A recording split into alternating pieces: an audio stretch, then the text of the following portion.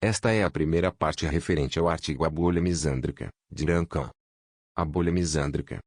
Porque parece que a sociedade estadunidense está em declínio, que a justiça e o decoro estão retrocedendo, que a mediocridade e a tirania estão se tornando malignas apesar da maioria do público ser avessa a tais filosofias, ainda que a verdadeira causa raiz pareça elusiva. Isso é tudo, de assistência médica insustentável e custos de seguridade social a salários estagnados e aumento do crime, infraestrutura em ruína e metastatização do socialismo, até o declínio econômico de grandes cidades estadunidenses como Detroit, Cleveland, Pittsburgh e Baltimore, pudessem todos serem rastreados até uma origem comum que é extremamente difundida, mas que tudo está praticamente ausente do diálogo nacional, de fato do diálogo de todo o mundo ocidental. Hoje, no primeiro dia da nova década dos anos de 2010, vou lhes dizer o porquê do motivo. Por meio deste, eu estou iniciando o diálogo nacional sobre qual será o principal desafio para os Estados Unidos nesta década, que é a principal causa raiz da maioria dos outros problemas com os quais parecemos estar lutando. O que você está prestes a ler é o equivalente a alguém em 1997 descrevendo as forças esperadas que governam a guerra ao terror de 2001 a 2009 em profundos detalhes. Este é um artigo muito longo, o mais longo já escrito no The Futurist. Como é um guia para a próxima década de conflitos sociais, políticos e sexuais, não é para ser lido de uma só vez, mas digerido lentamente por um longo período também com todos os links de apoio. Com o passar dos meses e anos desta década, este artigo parecerá ainda mais profético. O mundo ocidental silenciosamente tornou-se uma civilização que estragou a interação entre homens e mulheres, onde o Estado transfere forçadamente recursos de homens para mulheres, criando vários incentivos perversos para que, do contrário, boas mulheres façam escolhas de vida extremamente imprudentes, destrutivas para si mesmas e aos outros. Isso é injusto para ambos os sexos e é uma receita para um rápido declínio e deslocamento civilizacional, cujos custos serão suportados por uma geração subsequente de mulheres inocentes, em vez de homens, em 2020. Os principais culpados em perpetuar essa injustiça não são as mulheres médias, mas as feministas radicais e uma variedade de homens sinistros e depravados que descrevem-se de várias maneiras como feministas masculinos ou conservadores sociais. Agora, a premissa básica deste artigo é que homens e mulheres são igualmente valiosos, mas têm diferentes pontos fortes e fracos e diferentes prioridades. Uma sociedade é mais forte quando homens e mulheres têm papéis complementares entre si, e não de natureza adversa. Além disso, quando um gênero, qualquer um, é maltratado, o outro acaba ficando desprovido de direitos também. Se você discorda dessa premissa, talvez você pode não querer ler mais. Quando você diz a alguém que eles são oprimidos, contra todas as evidências estatísticas e lógicas, você ofende-os por gerar desânimo e ressentimento. Esse efeito pernicioso é a base de muitas formas de infelicidade feminina desnecessariamente infligida, bem como a base de retaliação injustificada contra os homens. Todos nós fomos ensinados como as mulheres supostamente foram oprimidas por toda a existência humana e que isso foi difundido, sistemático e endossado por homens comuns que não enfrentavam dificuldades tão severas quanto as mulheres suportavam. Na realidade, essa narrativa é inteiramente incorreta. O homem comum era forçado a arriscar a morte no campo de batalha, no mar ou nas minas, enquanto a maioria das mulheres ficava dentro de casa cuidando de crianças e tarefas domésticas. A expectativa de vida masculina sempre foi significativamente menor que a das mulheres e ainda é. A guerra tem sido uma característica quase constante da sociedade humana antes da Era Moderna e sempre que duas tribos ou reinos entraram em guerra uma à outra, o lado perdedor via muitos de seus homens em idade de luta serem exterminados, enquanto as mulheres eram assimiladas pela sociedade invasora. Agora, tornar-se uma concubina ou uma governanta é um destino infeliz, mas não tão ruim quanto ser massacrado em batalha como os homens eram. Para quem discorda, gostaria que homens e mulheres barganhassem resultados. A maior parte dessa narrativa procede de feministas comparando a difícil situação de mulheres comuns com os dos homens mais importantes, o monarca e outros aristocratas, ao invés do homem comum. Essa prática é conhecida como falácia do ápice e, se acidental ou deliberada, deturpa inteiramente a realidade. Para aproximar as condições da mulher média ao homem médio, a palavra-chave sendo média, no mundo ocidental de um século atrás, basta observar a vida dos camponeses mais pobres nos países pobres hoje. Tanto homens quanto mulheres precisam realizar um trabalho tedioso, têm comida e roupas insuficientes e oportunidades limitadas de ascensão. No que diz respeito a anedotas seletivas como direitos de voto, na grande maioria dos casos, os homens também não podiam votar. De fato, se alguém compara todos os estados-nações de todos os séculos, praticamente todos eles estendem exatamente os mesmos direitos de voto, ou falta deles, a homens e mulheres. Ainda hoje, dos 200 estados soberanos, há exatamente 0 que possuem uma classe diferente de direitos de voto para homens e mulheres. Qualquer alegação de que as mulheres estavam sendo negadas de direitos do quais os homens recebiam, em até 1% dos casos históricos, cai por terra. Isso não é para negar que atrocidades genuínas, como a mutilação genital, tenham sido cometidas contra mulheres, elas têm e ainda são mutiladas. Mas os homens também experimentaram atrocidades de horror comparável ao mesmo tempo, o que simplesmente não é mencionado. De fato, quando um homem é mutilado genitalmente por uma mulher, algumas outras mulheres na verdade acham isso engraçado e têm orgulho de dizê-lo publicamente. Já está errado quando um grupo contemporâneo busca a reparação de uma injustiça ocorrida há mais de um século para pessoas que não estão mais vivas. É ainda pior quando essa opressão por si só é uma invenção. A narrativa da opressão feminina por homens deve ser rejeitada e refutada como uma narrativa altamente seletiva e historicamente falsa que é. Realmente, esse mito é evidência não de opressão histórica, mas da propensão muito diferente de reclamar entre os dois sexos. Dê uma olhada na colagem de artistas abaixo, clique para ampliar, que será relevante se você tiver mais de 30 anos. Todos eles foram proeminentes na década de 1980, alguns ultrapassando os dois lados daquela década. Todos eles são certamente muito diferentes um do outro. Mas eles têm uma coisa em comum, que há muito menos personagens comparáveis produzidos por Hollywood atualmente. Por mais diversos e imperfeitos que esses personagens fossem, todos eles eram exemplos de masculinidade. Eles representavam diferentes arquétipos, do pai ao líder, ao especialista de mulheres, ao homem do campo e ao protetor. Todos eles eram mais similares do que dissimilares, pois todos eram modelos para os jovens garotos da época, geralmente os mesmos jovens garotos. Celebridades tão dispares quanto Bill Cosby e Mr. T tiveram maioria sobreposta nos admiradores deles, assim como personagens tão contrastantes quanto Jean-Luc Picard e Timothy Olyphant de Savage. Nesse ponto, você pode estar sentindo um profundo vazio interior lamentando uma época passada, à medida que fica clara a escassez de personagens orgulhosos e inspiradores do entretenimento moderno. Antes da década de 1980 havia diferentes personagens masculinos, mas hoje eles são conspicuamente ausentes. Os homens são mostrados como degenerados agressivos ou como andrógenos fracos. Claro, houve refilmagens de Jornada nas Estrelas e Esquadrão Classe A, e finais da série do Rocky e Indiana Jones. Mas onde estão os novos personagens? Porque o vácuo está sendo preenchido somente com nostalgia. Um único exemplo como Jack Bauer não é suficiente para contestar a tendência muito maior de purgar a masculinidade. O entretenimento moderno normalmente mostra os homens de negócio como vilões e os maridos como idiotas atrapalhados que sempre estão sob o comando da esposa todo-poderosa que nunca está errada. A plataforma de Oprah Winfrey sempre concede um retrato simpático a uma mulher prejudicada, mas nunca a homens que sofreram grandes injustiças.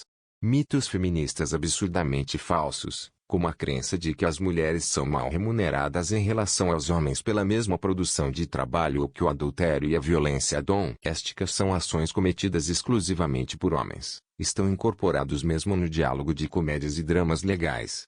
Isso treina mulheres a desrespeitar homens, esposas a pensar mal de seus maridos e meninas a desvalorizar a importância de seus pais, o que leva à normalização da maternidade solteira, obviamente com subsídios dos pagadores de impostos, apesar da realidade de que a maioria das mães solteiras não é vítima, mas meramente mulheres que andaram em um carrossel de homens com abandono imprudente. Isso, por sua vez, leva os jovens sem pai a crescerem sendo informados de que o comportamento masculino natural é errado e a feminização é normal. Isso também leva a que as mulheres sejam enganadas abertamente sobre as realidades do mercado sexual, onde as tentativas da mídia de normalizar a maternidade solteira e a tentativa de coroas pegadoras são glorificadas, em vez de serem retratadas como as condições indesejáveis que elas estão. A pesquisa genética mostrou que antes da era moderna, 80% das mulheres conseguiram se reproduzir, mas apenas 40% dos homens conseguiram. A conclusão óbvia disso é que uns poucos homens do topo tinham várias esposas, enquanto os 60% inferiores não tinham nenhuma perspectiva de acasalamento. As mulheres claramente não se importavam em partilhar o homem do topo com várias outras mulheres, decidindo finalmente que ser uma das 4 mulheres que partilhavam um alfa ainda era mais preferível do que ter a atenção total de um beta. Vamos definir os 20% dos homens do topo, medidos por sua atratividade para as mulheres, como machos alfa, enquanto os 60% dos homens medianos serão chamados de machos beta. Os 20% inferiores não são significativos neste contexto.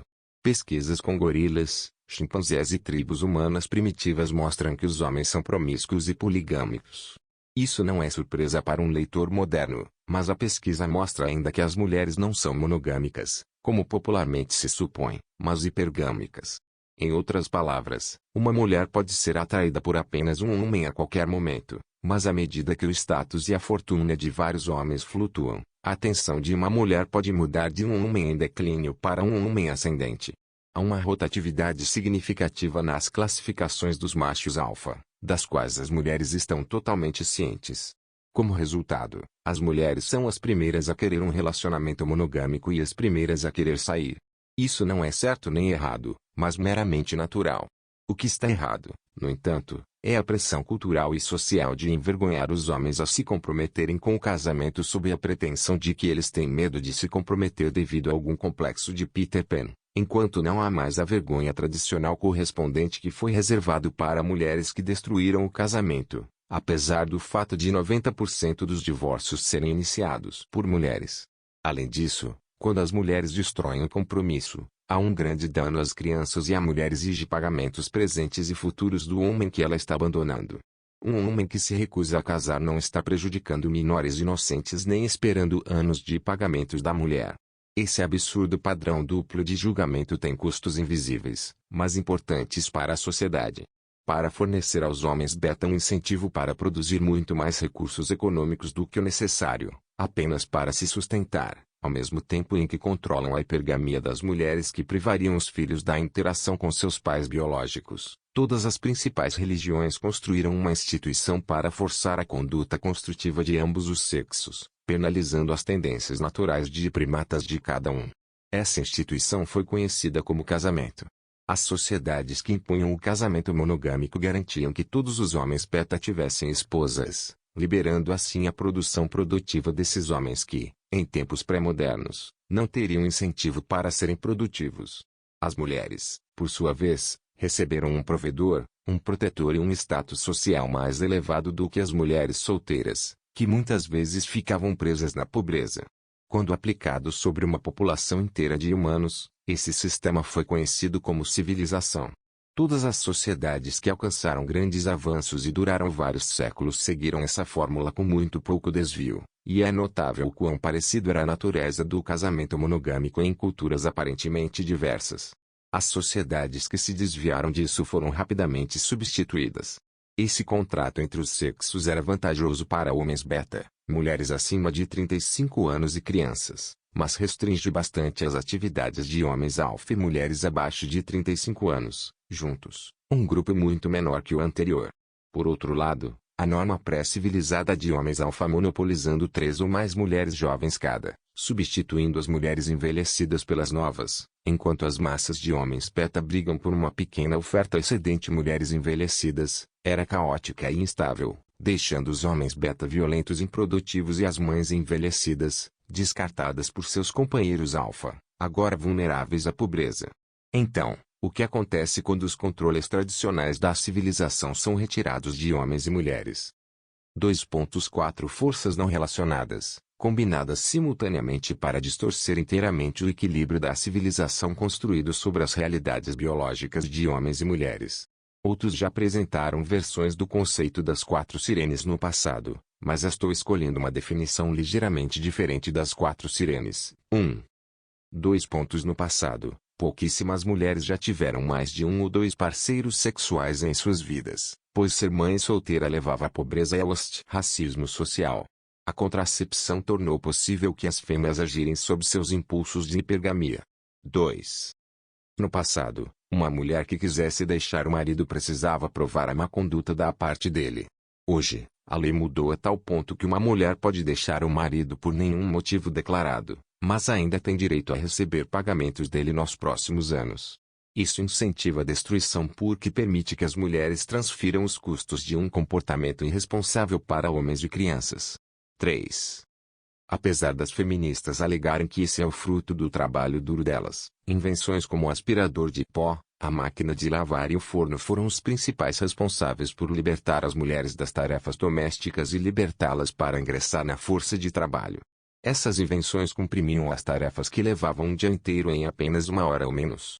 Nunca houve oposição organizada dos homens às mulheres que ingressam na força de trabalho. Na China, os impostos foram coletados de uma maneira que exigia a produtividade feminina, pois mais mão de obra reduzia os custos da mão de obra e, enquanto isso, criava novos consumidores. No entanto, uma das principais razões pelas quais as mulheres se casaram, apoio financeiro, não era mais uma necessidade. A entrada feminina na força de trabalho é geralmente um desenvolvimento positivo para a sociedade, e eu seria o primeiro a elogiá-lo, se fosse apenas com base no mérito, como as feministas clássicas realmente pretendiam. Infelizmente, muito disso se deve agora ao grupo de pressão político corrupto para transferir a força a recursos de homens para mulheres.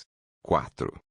2 pontos. Muito além das leis de divórcio pró-mulher, outras intervenções estatais incluem o subsídio à maternidade solteira, leis que criminalizam a violência contra as mulheres, mas não oferecem proteção aos homens vítimas de violência por mulheres, o que acontece com a mesma frequência, e leis de assédio sexual com definições tão nebulosas que as mulheres têm o poder de acusar os homens de qualquer coisa sem que o homem tenha seus próprios direitos. Essas 4 forças em conjunto entregaram um nível de poder sem precedentes às mulheres. A tecnologia deu a elas liberdade para seguir carreiras e liberdade para serem promíscuas. As leis feministas fizeram um trabalho notável em proteger as mulheres das consequências de suas próprias ações. As mulheres agora têm o mais próximo de uma utopia hipergâmica que já existiu, onde elas podem perseguir machos alfa enquanto extraem subsídios de machos beta sem quaisquer obrigações recíprocas a eles. Apesar de todas as novas liberdades disponíveis para as mulheres que as libertaram de suas responsabilidades tradicionais, ainda se esperava que os homens aderissem às suas responsabilidades tradicionais.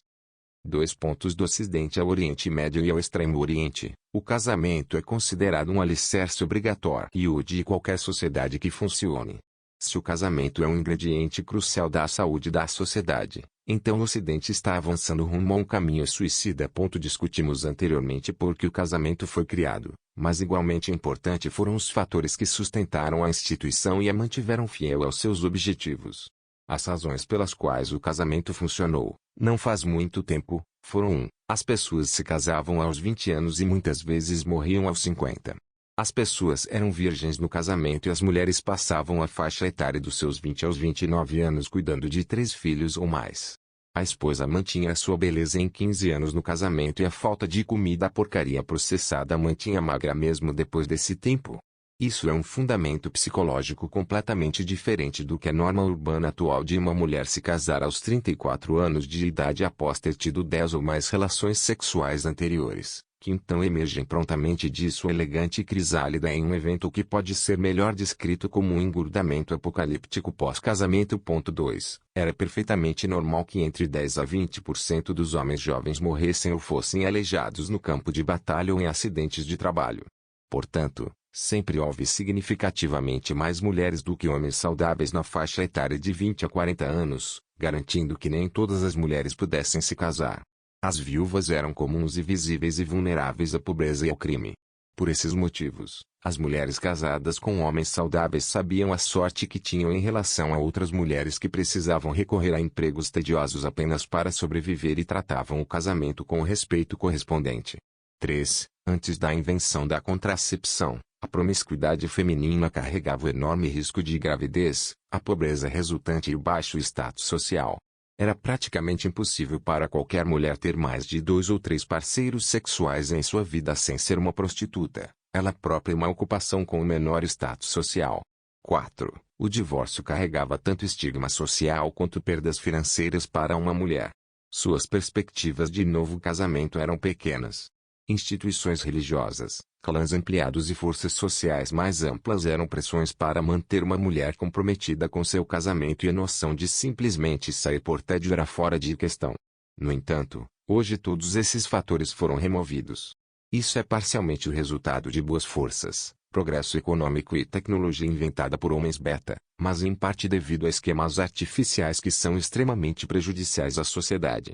Por um lado, o casamento por si só passou de um evento solene com participação apenas de familiares e amigos próximos para uma extravagância de consumo conspícuo para o gozo de mulheres. Contudo, financiado pelo homem infeliz. A aliança de casamento em si costumava ser uma herança de família passada por gerações, mas agora a noiva folheia um catálogo que mostra alianças que se espera que o homem gaste 2 meses de seu salário para comprar. Essa suposição de que, de alguma forma, a mulher deve ser favorecida por entrar no casamento é uma inversão completa das tradições seculares baseadas em realidades biológicas, e evidência de como os homens estadunidenses se tornaram capachos. Em algumas culturas orientais, por exemplo, é normal ainda hoje tanto o pai da noiva pagar pelo casamento quanto a família da noiva dar a custódia de todas as joias de casamento à família do noivo. A razão para isso era que a família do noivo tinha efetivamente uma caução contra comportamentos irresponsáveis por parte da noiva, tais como o equivalente oriental do deixar o homem no altar ou abandonar o lar conjugal no primeiro sinal de angústia, também uma resposta psicológica feminina comum. Para aqueles que se perguntam por que a cultura indiana tem tais restrições sobre as mulheres e não aos homens, restrições sobre os homens foram tentadas em algumas comunidades e essas mesmas comunidades desapareceram rapidamente e foram esquecidas. Não há como evitar a realidade de que o casamento precisa ser atrativo aos homens para que a civilização circundante sobreviva. O abuso e a chantagem das mulheres certamente ocorreram em alguns casos, mas, no geral, esses costumes existiram ao longo de séculos de observação da realidade do comportamento humano. A civilização indiana sobreviveu por mais de 5.000 anos e todos os desafios imagináveis através da aplicação desses costumes e, até recentemente, o mundo cristão também possuía mecanismos comparáveis para afastar o comportamento individual de manifestações destrutivas. No entanto, se o casamento se transformou em um carnaval de narcisismo de noivas neuróticas, a mecânica do divórcio é muito mais desastrosa. Em um contrato de autonomia da vontade no emprego entre uma corporação e um empregado, qualquer uma das partes pode rescindir o contrato a qualquer momento. Não obstante, ao invés de algumas semanas de indenização, imagine o que aconteceria se o empregador fosse legalmente obrigado a pagar ao empregado metade de seu salário por 20 anos adicionais, independentemente de qualquer coisa que o empregado fizesse ou não, sob pena de prisão para o presidente da companhia. Suponha, adicionalmente, que seja culturalmente incentivado que o empregado faça isso sempre que surgir uma insatisfação menor. As empresas seriam capazes de operar. Alguém gostaria de ser um presidente de uma companhia? Por acaso as empresas se formariam aí, por conseguinte, alguma riqueza seria criada dados os riscos associados à contratação de um empregado? Lembre-se dessas perguntas enquanto você lê mais adiante. Então, porque entre 70% a 90% dos divórcios são iniciados por mulheres, ela peticiona em 70% das vezes e, nos outros 20% das vezes, ela obriga o homem a peticionar devido a abuso ou adultério por parte da mulher. As mulheres sempre foram hipergâmicas e a maioria era casada com homens beta em que elas não sentiam atração, então o que mudou para causar um aumento nas taxas de divórcio? Advogados de divórcio, como quaisquer outros grupos profissionais, buscarão condições que sejam boas para os negócios. O que diferencia advogados de, digamos, engenheiros ou vendedores, é que, eles sabem precisamente como persuadir e pressionar por mudanças no sistema legal, ignorando os eleitores e a Constituição dos Estados Unidos da América, que garante mais receita para eles, e o que beneficia-os é diretamente prejudicial ao tecido social em geral. Em particular às crianças. Quando eles conspiram com feministas raivosas que abertamente dizem que 90% do sexo masculino deve ser exterminado, o resultado é catastrófico. O conceito de divórcio sem culpa por si só pode não ser injusto. Os conceitos de divisão de bens e pensão para cônjuge também podem ser justos no caso de sérias transgressões cometidas pelo marido. Contudo, a combinação de divórcio sem culpa mais divisão de bens/pensão para cônjuge é incrivelmente injusta e propensa a abusos extorsivos. A noção de que ela pode optar por deixar o casamento, ainda que ele seja obrigado a pagá-la por anos após o ocorrido, mesmo que ele não queira destruir a união, é uma injustiça que não deve ocorrer em nenhuma democracia avançada. De fato, o homem tem que pagar mesmo que a mulher tenha um caso extraconjugal, possivelmente até sendo condenado a pagar as taxas psiquiátricas dela. As falsas alegações geradas por feministas de que as mulheres sofrem com o divórcio são projetadas para ocultar o fato de que ela é a pessoa que peticionou o divórcio.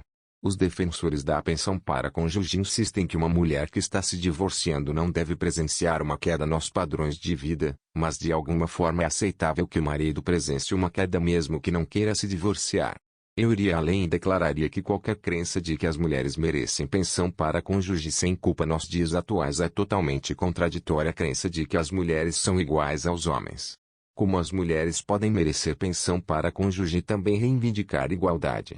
Em casos raros, mulheres com altos salários tiveram que pagar pensão para cônjuge para ex-maridos, mas isso é só 4% das vezes, contra o homem que paga 96% das vezes. Mas piora muito, de fato. Mesmo que a mulher opte por sair por tédio, ela ainda recebe a custódia padrão dos filhos, o que expõe a total hipocrisia das alegações feministas de que homens e mulheres devem ser tratados igualmente.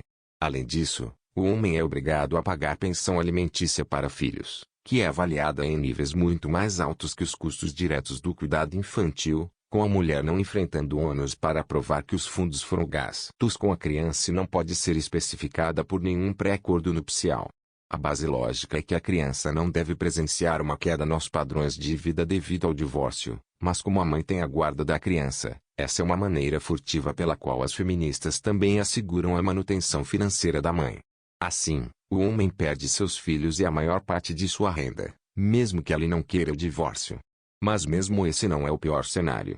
A emenda Bradley, elaborada pelo senador Bill Bradley em 1986, persegue implacavelmente os homens pelas já altas porcentagens de pensão para filhos, e apreende seus passaportes e os aprisiona sem o devido processo por atraso nos pagamentos, mesmo que por conta de perda de emprego durante um período ou recessão.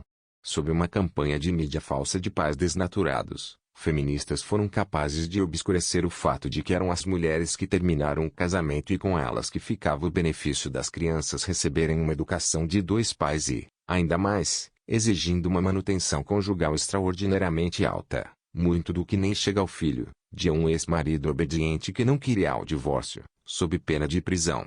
Portanto, o processo legal usa os filhos como peões para extrair um fluxo expandido de pensão para cônjuge e para a mãe.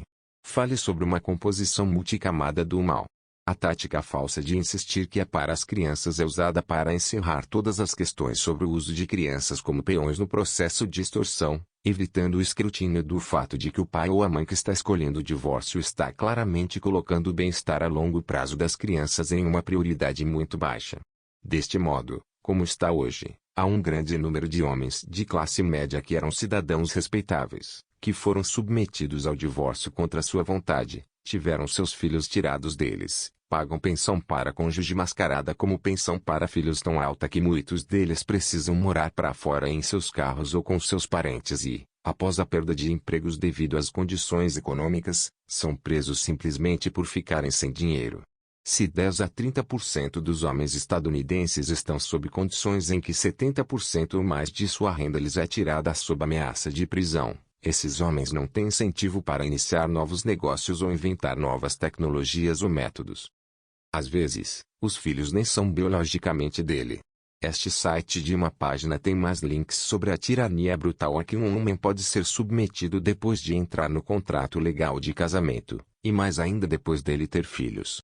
O que antes era a base da sociedade, e uma tradição solene que beneficiava igualmente homens e mulheres, mudou silenciosamente sob o mau ajuste de feministas, advogados de divórcio e esquerdistas, em um arranjo chocantemente desigual, onde o homem é oficialmente um cidadão segunda de classe que está sujeito a uma miríade de riscos sádicos.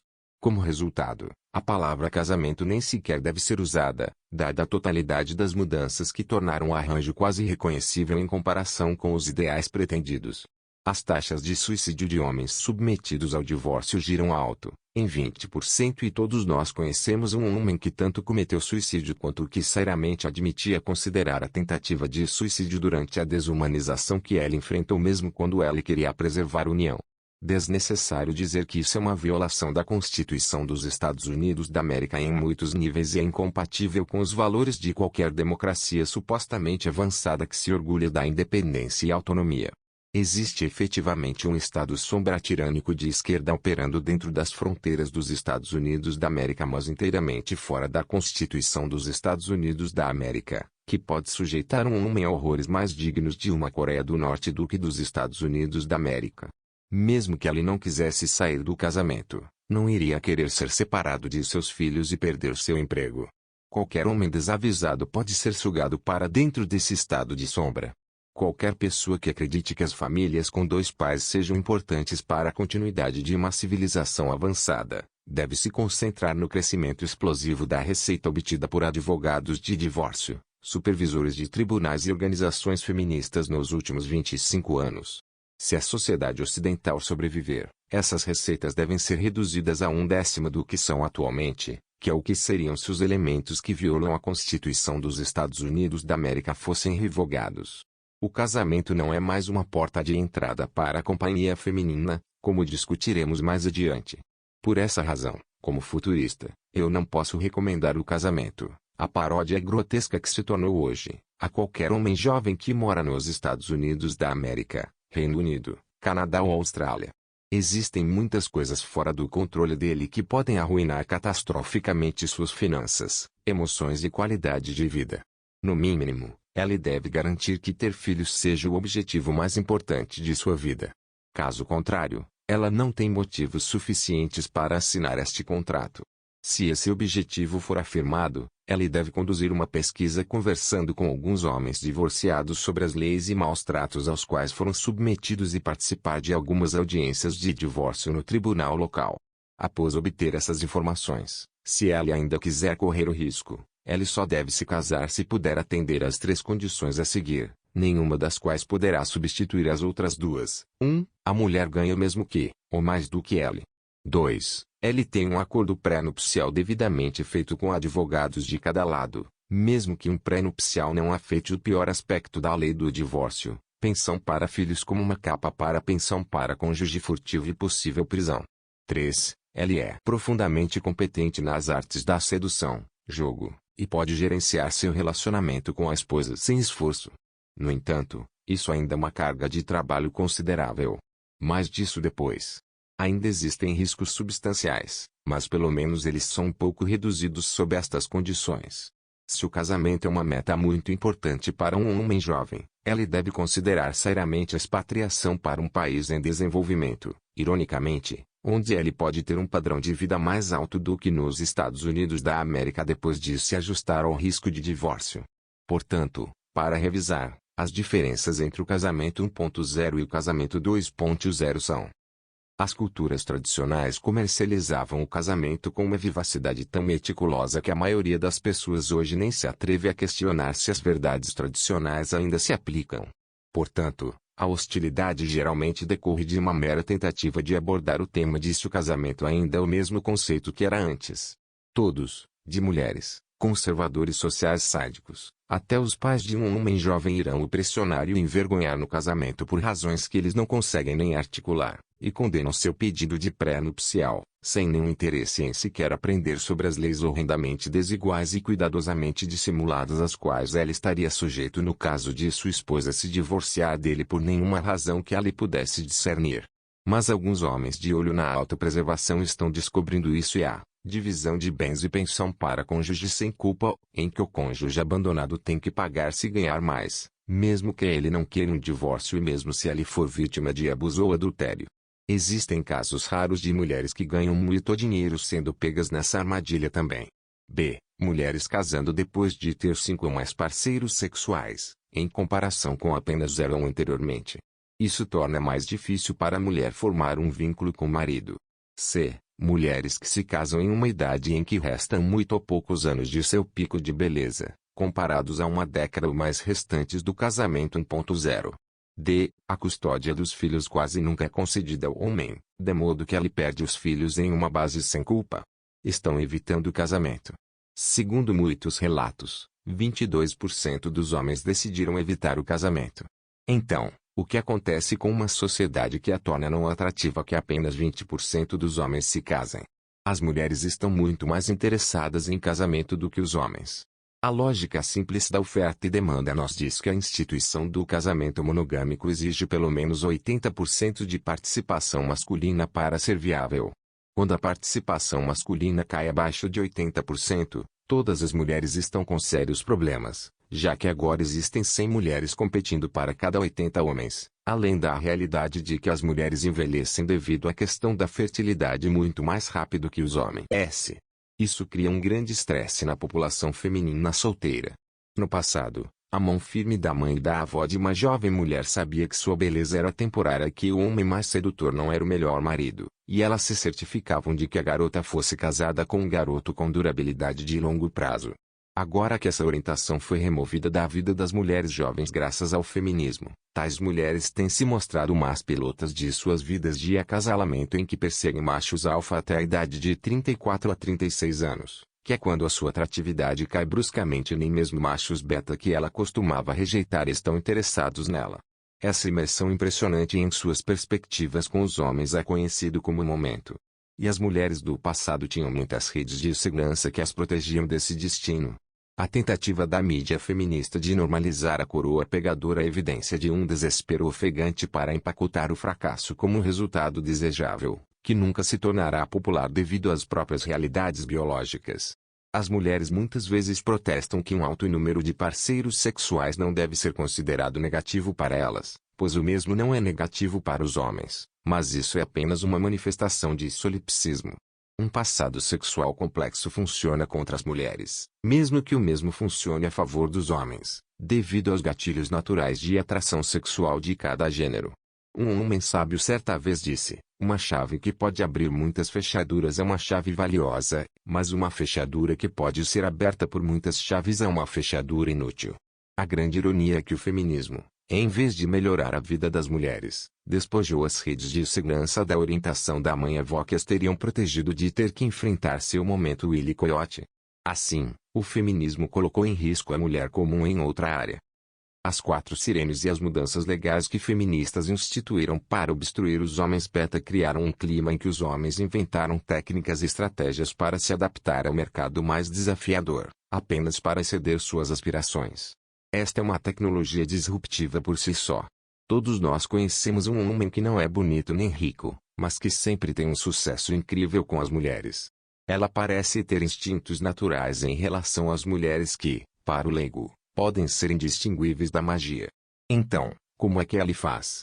Detratores com interesses adquiridos no atual status quo estão ansiosos para deturpar o que é o jogo e a presença de muitos vendedores elixires milagrosos na área não ajuda. Mas como definição as características que tornam um homem atraente para as mulheres são habilidades aprendidas, que melhoram com a prática. Uma vez que um homem aprende essas habilidades, ela é indistinguível de um homem que possuísse talentos naturais nessa área. Se um homem escolhe usar essas habilidades para garantir um relacionamento sólido ou vários breves, a escolha é inteiramente dele. O assunto é vasto demais para qualquer descrição aqui para fazer justiça integral, mas, em poucas palavras, a era da internet permitiu que as comunidades de homens compartilhassem as várias porções de conhecimento que haviam testado e aperfeiçoado em campo. Por exemplo, um homem sendo especialista em conhecer mulheres durante o dia, outra sendo especialista em escalada sexual passo a passo, outro sendo mestre em criar amor duradouro, etc. O conhecimento coletivo cresceu e evoluiu, e uma indústria inteira para ensinar as várias escolas do jogo surgiu.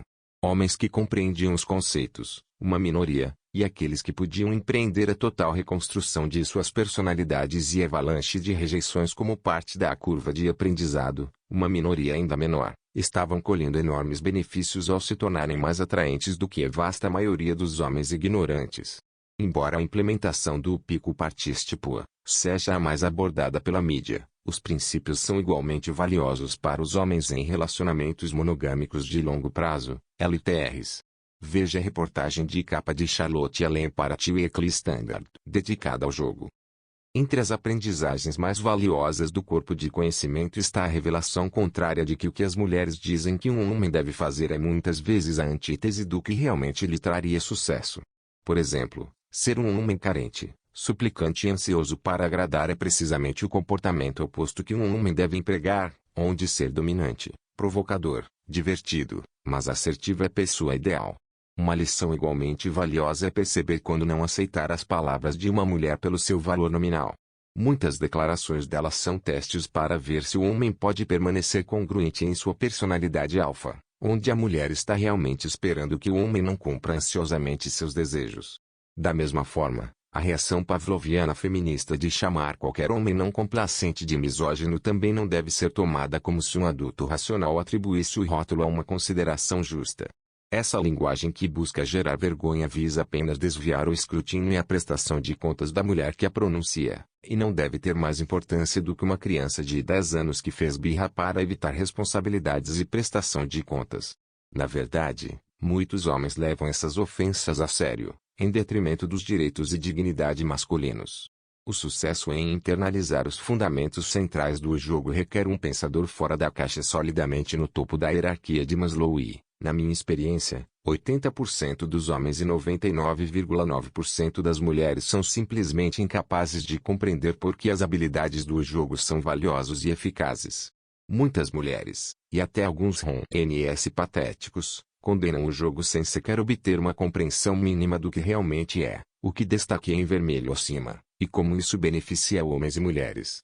A maior parte do que eles acham que sabem sobre o jogo envolve espantalhos, falta de uma pesquisa básica e sua própria insegurança. Para quem procura conselhos sobre como aprender o material, existe uma regra que você nunca deve quebrar. Eu acredito que é de suma importância que o conhecimento seja usado de forma ética e com o objetivo de criar relacionamentos mutuamente satisfatórios com as mulheres. Não é moral maltratar mulheres, mesmo que tenham feito o mesmo com inúmeros homens. Nós, como homens, temos que tomar o caminho mais alto, mesmo que as mulheres não sejam, e essa é a minha firme convicção. Caros legais podem terminar primeiro se tiverem jogo. A regra de ouro das interações humanas é julgar uma pessoa ou um grupo por suas ações ao invés de suas palavras. As ações das feministas revelam que sua ideologia é aquela que busca garantir a igualdade para as mulheres nas poucas áreas em que elas se atrasam, enquanto distrai os observadores da vasta gama de áreas em que as mulheres estão em uma posição mais favorável em relação aos homens. O sistema jurídico, cotas de contratação e admissão, retratos da mídia, configurações sociais, etc.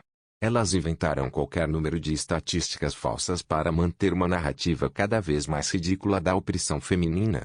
As feministas já tiveram objetivos nobres de garantir os direitos de voto, alcançar paridade educacional e abrir canais de emprego para mulheres. Mas uma vez que esses objetivos foram alcançados e até superados, os ativistas não quiseram perder relevância. Agora, eles incansavelmente e impiedosamente fazem pressão política por mudanças na legislação que são flagrantemente discriminatórias contra os homens, para não mencionar inconstitucionais e absolutamente cruéis.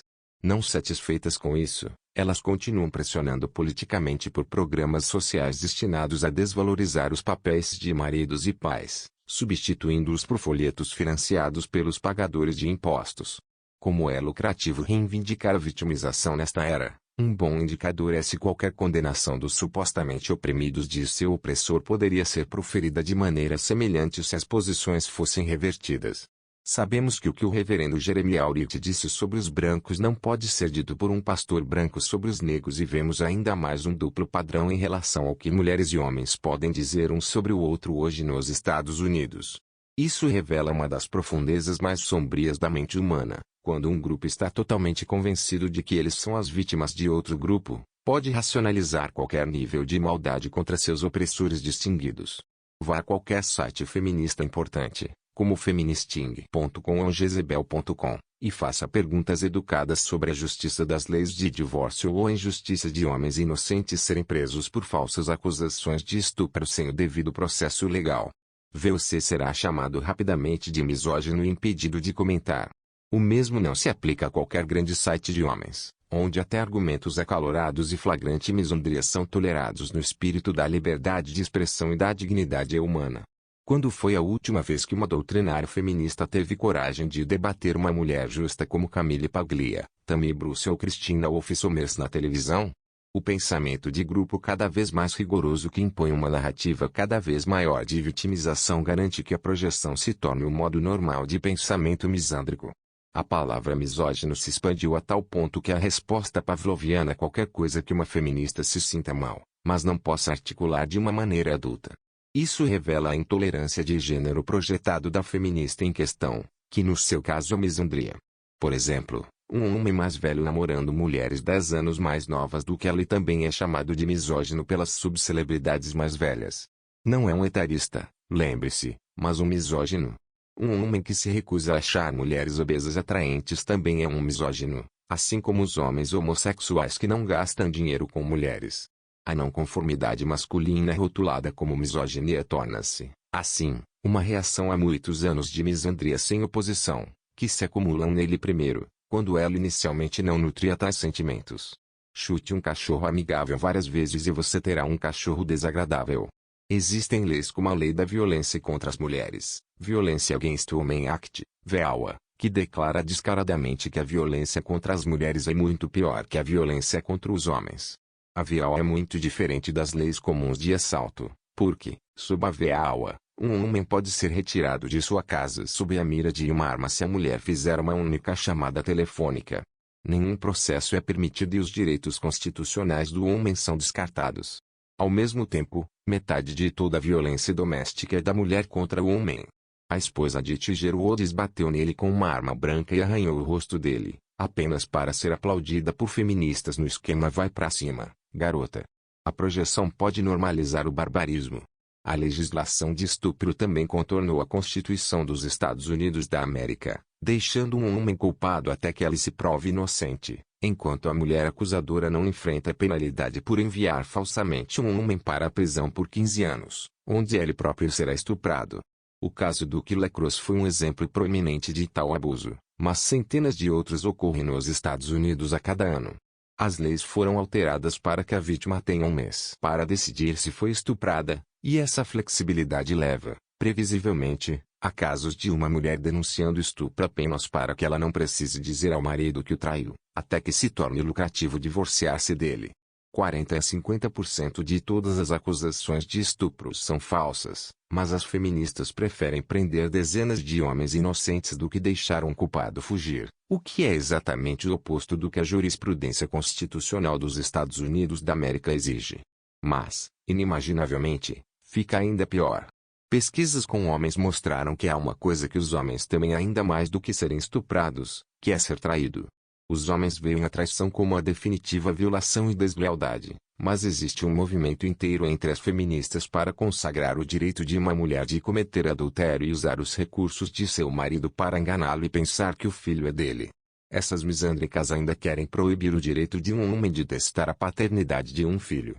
Portanto, para revisar, se uma mulher tiver dúvidas sobre um encontro alguns dias depois, ela pode, sem penalidade, arruinar um homem financeiramente e mandá-lo para a prisão por 15 anos. As feministas consideram isso aceitável. Ao mesmo tempo, embora os homens consideram que ser traído é um destino pior do que ser estuprado, as feministas querem facilitar isso para uma mulher, impedindo o teste de paternidade. Elas já têm leis fraudulentas para que o homem, no divórcio sem culpa, tenha que pagar pensão para cônjuge para uma mulher que o traiu. Isso é pura maldade, classificado lá em cima com as piores tiranias do século passado. A misandria moderna que se mascara de feminismo é, sem igual, a ideologia mais hipócrita do mundo hoje. As leis de uma sociedade são o DNA dessa sociedade. Uma vez que as leis estão contaminadas, o DNA está efetivamente corrompido e as mutações na sociedade logo se seguem. Homens foram mortos devido ao feminismo. Filhos e pais foram separados à força para obter ganhos financeiros via feminismo. A escravidão voltou ao Ocidente via feminismo. Com todas essas leis misândricas, pode-se dizer com justiça que a misandria é a nova lei segregacionista. 2 pontos. Como discutido anteriormente, qualquer pergunta legítima e educada sobre a equidade das realidades antimasculinas no sistema jurídico e na mídia é rapidamente atendida com as réplicas pavlovianas de misógino e fracassado. Vamos desconstruir esses exemplos frequentemente usados de linguagem vergonhosa e por que os misandristas têm tanto medo de um debate legítimo. Ao contrário de suas infinitas acusações de misoginia, uma palavra que muitas feministas ainda conseguem escrever incorretamente. Na realidade, a maioria dos homens trata instintivamente as mulheres com cavalheirismo e as consagra em pedestais exaltados. Todos os dias, vemos homens dispostos a defender as mulheres ou fazer favores por elas. Existe infinitamente mais cavalheirismo do que misoginia exibida pela população masculina. Por outro lado, rotineiramente vemos declarações antimasculinas proferidas por feministas e uma presunção de que todos os homens são monstros culpados de crimes cometidos por um pequeno número de pessoas do mesmo sexo. Quando as feministas bem conhecidas afirmam abertamente que 90% da população masculina deve ser exterminada, a acusação não apoiada de misoginia é uma manifestação muito pura de sua própria projeção misândrica. Na segunda acusação de ser um fracassado que não consegue transar, qualquer observação do mundo real rapidamente torna óbvio que homens que tiveram pouca experiência com mulheres são os que colocam mulheres em pedestais, enquanto aqueles homens que tiveram experiência sexual substancial com mulheres não são. Fazer sexo com um grande número de mulheres não aumenta o respeito pelas mulheres, que é exatamente o oposto da afirmação que as feministas fazem. Mais uma vez, essa acusação de fracasso é meramente a frustração psicossexual das feministas projetadas para o exterior, que expressam surpresa pelo fato de o ódio implacável delas em relação aos homens não ser magicamente metabolizado em amor por essas feministas em particular. Essas misandrias são tão incontestáveis que são os motivos pelos quais elas não tiveram motivos para expandir seu arsenal de veneno além desses dois tipos de projeção. Apesar da minha explicação dessa previsível resposta pavloviana, não obstante a seção de comentários contará com misândricas que usam esses mesmos dois insultos, provando exatamente o que elas procuram gritar e a própria exposição que buscam evitar. De qualquer maneira, minha preempção não as impedirá de revelar suas limitações se entregando a isso. Elas simplesmente não podem ajudar a si mesmas e estão longe de serem capazes de discutir pontos reais de desacordo de maneira racionalismo. Os homens, é claro, precisam ser esclarecidos sobre o real motivo pelo qual as habilidades de debate delas são limitadas a esses dois caminhos de linguagem de envergonhamento, e não devem ser dissuadidos. Novamente, lembre-se de que isso não deve ser levado mais a sério do que se pronunciado por uma criança de 10 anos, e não há razão para deixar uma feminista se safar com qualquer coisa com a qual você não deixaria um homem se safar. Elas queriam igualdade, não é? A maior misoginia real, é claro, foi involuntariamente praticada pelas próprias feministas. Ao incentivar falsas alegações de estupro, elas desvalorizam a credibilidade de todas as alegações e as vítimas genuínas sofrerão.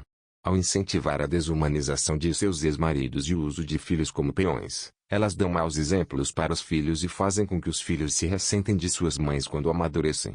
Ao fazer acusações infundadas de misoginia sem causa suficiente, elas causam ressentimento entre homens anteriormente amigos, onde anteriormente não havia nenhum.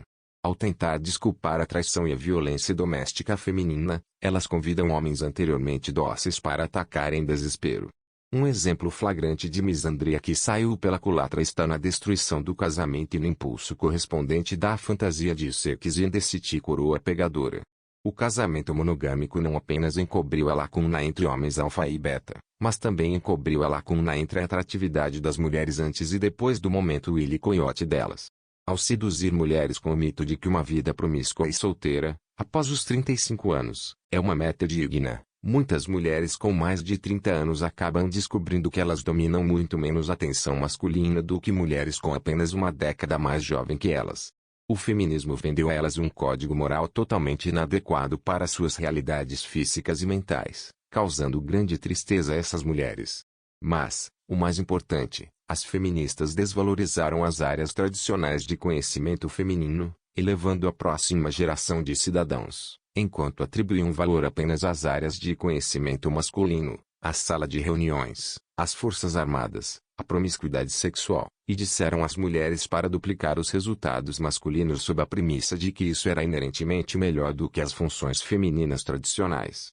Dizer às mulheres que emular suas mães e avós é menos valioso do que imitar os homens parece bastante misógino para mim e, sem surpresa, Apesar de todas essas liberdades, as mulheres são mais infelizes do que nunca após serem infligidas por essa misoginia. Então, como o estado das coisas conseguiu ficar tão ruim? Certamente feministas não são tão poderosas.